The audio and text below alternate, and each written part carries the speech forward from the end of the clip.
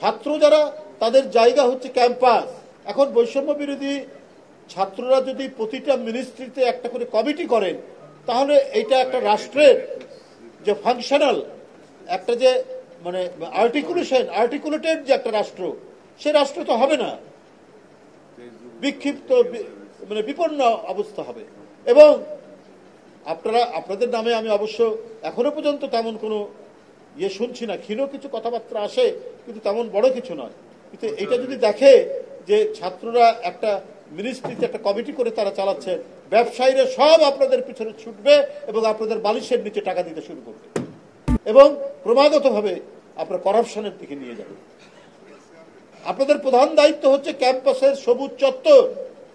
সেই সবুজ চত্বরে আপনারা চিৎকার করে বলুন যে শেখ হাসিনার মতো যাতে আর কখনোই কোনো ফ্যাসিবাদের উত্থান না ঘটে। আপনারা সেই আওয়াজ তুলুন, সেই আওয়াজ সবাই শুনবে এবং বিভিন্ন রাজনৈতিক দল, গণতন্ত্র মানা সরকার সবাই সেইভাবেই পলিসি নির্ধারণ করবে।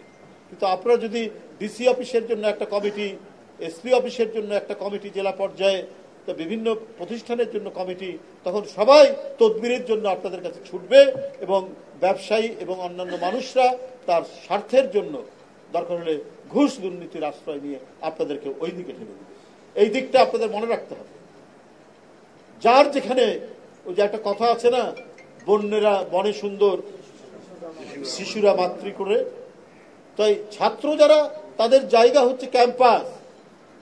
ক্যাম্পাসে আমাদের যে ঐতিহ্য, ভাষা আন্দোলন থেকে শুরু করে এদেশের বহু অর্জন এবং বহু নির্মাণের স্থপতি হচ্ছে ছাত্ররা। আপনারা সেইখান থেকে কি করণীয় হওয়া উচিত সেই বিষয়গুলো আপনারা বলুন, এই কথাগুলো যেন না আসে।